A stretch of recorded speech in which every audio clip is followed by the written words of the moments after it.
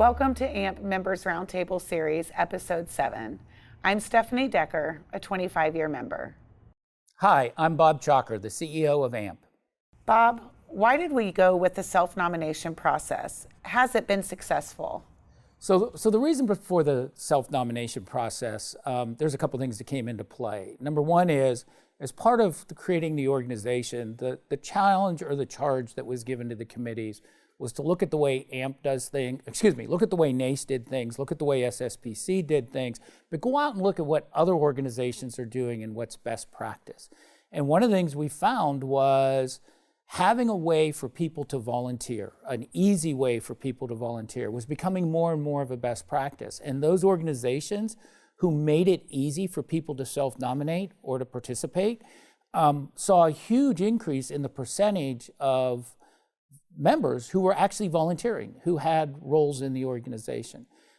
The other thing we had seen and recognized was, particularly at the chapter level, but this was really true even at the committee levels, we were seeing people who were staying in positions for really, really long times because they didn't feel that there was people ready to replace them. And burnout was taking place. You know, these are volunteer jobs. Nobody should be expected to serve as a volunteer for that many years. But there was almost a feeling of obligation that they needed to do that. And then the third reason is it really increases the diversity of the people that are participating. And that was one of the things that's important to us, that we, particularly as new members are coming into our organization, that they're able to raise their hand to volunteer. So is it working? Yes, I think it's working. There's been a learning curve along the way. There have been some challenges. It's completely different than the way really either prior organization worked. But what we have seen is the number of people and the number of new people who are coming into volunteer roles and willing and able to serve is increasing. And we need that because this is a growing organization. And let's be honest, we're in a transition, right? The Great Recession is real. So a lot of people are leaving the industry for good reasons, their reasons, but we need new people being able to come in. And this makes that pathway a whole lot easier. So it has worked. We're learning, we're still learning, and we've made some adjustments to it along the way. One of the big things we need to do is make sure that the people that are volunteering have the qualifications, the skills to be able to do the job successfully. So we're getting better at that. And also making people aware that this is now a process or means to do it. We had to really promote and let people understand it's different than how we had done the work before. But it is working, and I think it's going to be a part of our future. Voting was done during annual conference this year. Why did that occur, that throughout the month of March we were voting? Yeah, great question. I'm not sure why. I do know, I think part of it is there is so much that we have had to do over the last 18 months. No matter when we do anything, it would have overlap. Now, the good news is these chapter votings were broken into 3 waves. This was the 3rd wave. The other 2 waves were done at different time frame. And also that voting was open for a month. It was open for the month of March. So it wasn't just over conference. It's probably a lesson learned, frankly. It's something we should avoid doing in the future. How do I get access to training or gain experience before serving as an officer? What are the platforms or options out there for me? So one of the things that as we designed AMP, and actually was starting to be put in place prior to the creation of AMP, is a system for volunteers to learn about volunteer opportunities and to participate. And if you go to the AMP website, there's a little tab at the top that says Get Involved, and if you click on that, it'll show you the volunteer opportunities that are there. Think of it almost as a job posting type format that you would use for a company, except it's around volunteer opportunities. And the neat thing is we have volunteer opportunities that range from a couple hours of commitment to obviously 3-year commitments if you're on a board or an officer. And we recognize not everybody is in a place in their life that they can do a 3-year commitment or want to do that. So we've tried to create different sizes, different ways, but those are the great way to learn about the organization. Take a small commitment, volunteer to write an article for one of our publications, or to provide feedback at an event, or to review something. At the local level, there's a lot of opportunities as well. I'd recommend reach out to the officers of your local chapter. If you need help finding those, give a call to customer service. We'll point you in the right direction, and just say, hey, I'm willing to help. Maybe, chapters are doing things like planning monthly events, planning special events like golf outings and skeet shoots and Christmas parties. Find a way to just raise your hand. Here's what I have learned about volunteering. Rarely when somebody raises their hand do they get turned down. We're all looking for more volunteers to help. So, and my recommendation is start small, something you can really get your hands around. Use it as an opportunity to not only learn about the volunteering in the organization, but to get to know the people. Because I think one of the important things about an organization like ours isn't just the work we do. It's also the people we do it with and the relationships and the networking we build. So it's an opportunity for you to get to know the people. And then look for those next opportunities as you get more experience and you feel more comfortable. Volunteer to be an officer of a local chapter. Volunteer to serve on a committee at the international level, or at conference, volunteer with one of the activities that are going around that. We do everything from what I'll call social responsibility activities, helping with Habitat for Humanity, or we built bicycles one year. I mean, there's always a way to give back of your time. So I wanted to talk to you a little bit about expectations for chapter officers. I had a chapter officer recently call me, and the long and short of it was that he was extremely overwhelmed. He had placed the expectations that he needed to have 4 or 5 membership meetings within a year. He voiced his concerns and problems, post-COVID, post-merger, and he just felt so overwhelmed and he didn't know where to start. I personally gave him the recommendation to reach out to headquarters, as well as to change his expectations to start with one membership meeting, get the members in front of you, and then you'll get more support and help from volunteers. What would you say to someone at a chapter who is looking at expectations from other chapters and or comparing what they're doing with others?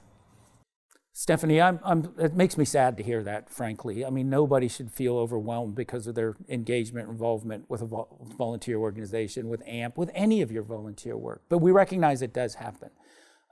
First of all, my first recommendation is if you're an officer of a chapter and you're feeling overwhelmed or you don't know where to go, reach out to Cindy Tracy. Cindy's full-time job here at headquarters is to help the chapters be successful. She's got tons of tools that make it available. She can help you find speakers. She can give you advice on how to plan an event, where to go. The second thing is to reach out to people who've done it before.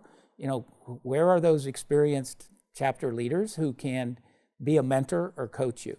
One of the things I often hear is the people are biting off a lot more than they can chew. They're trying to either, they've seen what's been done in the past, or they're comparing themselves to other parts of the organization.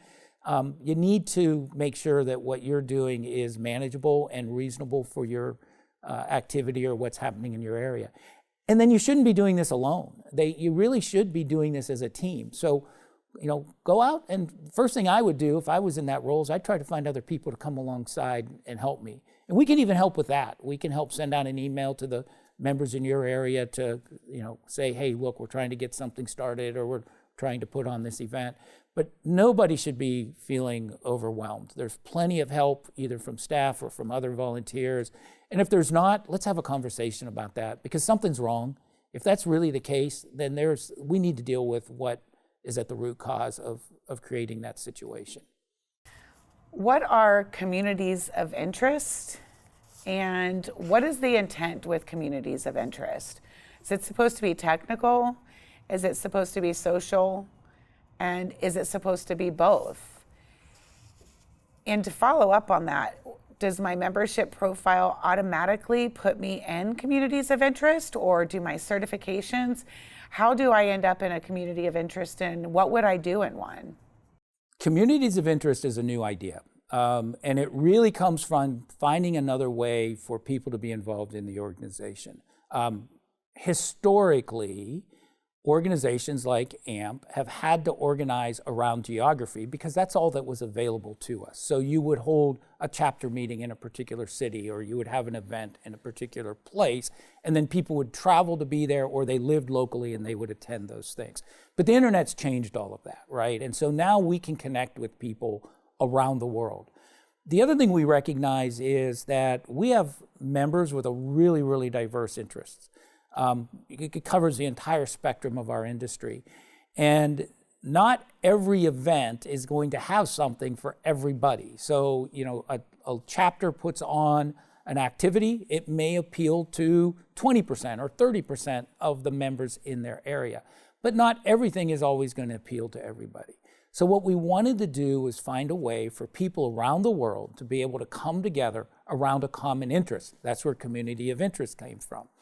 And so when we first launched it, it was intended to be either technical or social or purpose-driven. So you might have a community of interest around young people who, want to learn about leadership. It might be a community interest around a particular technology issue. One of the early ones that I think got started was around top-of-the-line corrosion. And the members that started it were in Malaysia, in the Middle East, and other places. But it's a way for people to come together around a common interest. As we created AMP, we recognized in our technical world, this was a real opportunity. So historically, the NACE Technical Committee was organized around specific topics, and they would meet periodically in a physical location. They were experimenting with, tying people in remotely and all of that, but it was primarily a geographically based activity. And that realized that cuts a lot of people out. So as the committee that was looking at our technical activities began to form, they saw this as a great opportunity. So they created technical committees of interest. In fact, it's become the most active part of our community of interest. So there is a large number of communities of interest around technical topics. No, you are not automatically signed up, but it is easy to sign up. Go to the website under Get Involved. You'll see technical communities of interest. I think it's on the left. On the right is communities in general, or I think it's communities is how it's labeled. Just click on those. It'll take you to the page. You'll see them all listed, and you can sign up for them. You can also start one. If you don't see something there that you have an interest in, you can launch one. One of the things we tried to do was to make the barrier to start these very, very low. Where to start a chapter, you need so many people involved, and you've got to have officers, and there's all these things you have to do to form a formal chapter. With the communities of interest, we made it as easy and as low bar as possible so that you can start a community of interest on whatever the topic is. They're forums. They're just a place for people to come together. I hope we get thousands of them around every topic or every interest that somebody might have in our industry, because I think that's what we're about. We're about bringing people together, and the internet's such a powerful tool to do that. Let's take advantage of it. And the thing about the community of interest, because somebody said, well, can't I just do that on Facebook? You can, but then you are subject to trolls and people outside the organization that maybe aren't there for the right reasons. They're trying to market or sell something. It's also, we make sure that it's done with a professional way and there's no harassing, and it's just a better environment. It's more of a closed environment, and it's people that you know and you can trust. So we think it provides a better forum for coming together. Bob, this is a question from a member, but also for me. What is EMERG? Is EMERG part of AMP? And are there volunteer opportunities at EMERG that are separate from AMP? Stephanie, you've just hit on one of my favorite aspects of AMP, and I think one of the most tremendous opportunities for us as an organization. Both prior organizations, NACE and SSPC, had a tremendous amount of activities that were focused on young people, pre-professionals or young in their career, but it was not well coordinated. It was spread out. And so one of the things we wanted to do was put a real focus on that. And so we created a new committee. The committee came together. They came up with the acronym EMERG. It means engage, magnetize, educate, raise, and guide. It's really their guiding principles of how they're going to engage with young people. We've brought the scholarships underneath that. We've brought a lot of the activities that we do that serve pre-professionals and young folks. The other thing that happened, and I don't know if everybody knows this, but the NACE Foundation has existed for quite a few years, but it was a separate legal entity. It used the NACE brand, and we supported it, both financially and people and resources, and they did events, but they were truly a separate legal entity and had their own board and did their own things. They voted to merge into EMERG and brought all of their resources and their programs with it. So the C-Kit program is there, as I said, the scholarships. One of the things I'm really proud of that the EMERG team did, it goes back to where the George Floyd incident happened, and we really had a realization, like many organizations, that there was a social responsibility of this organization to help those who are either oppressed or just don't have the opportunities, maybe underrepresented groups. And so the EMERG group, we made $50,000 available for them to create grants that would help young up-and-coming professionals in our profession get what they need to be successful. And it's around the world. It's not geared towards any one group of people or anything. There is a requirement that the individual has either been oppressed or had issues with oppression or is in an underrepresented people group in their community. And we've provided everything from educational scholarships to maybe they needed tools.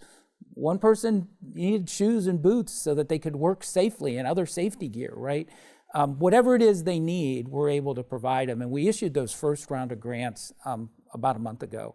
And that's something that is really special and that EMERG is allowing us to do that kind of work. We're looking at other things. We've had a proposal made that is there a way that we could bring training, particularly the craft worker training, to vocational schools and to young people who, just like you go to vocational school, you learn about welding. But why don't you learn about coatings or installing a cathodic protection system? Why can't we teach that at that level? We've recognized that our industry's workforce needs to be strengthened. We need more people coming into the industry. So EMERG is our tool for doing that. It is one of the most motivated, exciting committees in our organization. They've got so many ideas and plans and moving forward. And now, instead of having it spread out all over and a side thought, this is their primary purpose, is helping young people. So it's very much a part of AMP. It is core to who we are, and I think it has just tremendous opportunity. Bob, thank you for answering members' questions on this Roundtable series. How can members reach you, and how can members reach AMP, and where can they follow AMP on social media? Well, thank you, and thank you for once again, Stephanie, taking the time with us. So first of all, to reach me, it's at robert.chalker@amp.org. It's that easy, and I will answer any email that I get or make sure it gets into the hands of somebody who can answer it. As far as social media, LinkedIn is our primary platform. If you go on and search for AMP, you're going to find a lot of pages. The one thing I would do is make sure you find the actual official page. Same with Facebook. We have a lot of activity there as well. What I will recommend is get involved with it. It's a great place for you to put your comments and to get your questions asked and to bring your ideas to the table. So I support our involvement in social media. I just give the caution to do it the right way and do it with the intent for good and to help us get better as an organization.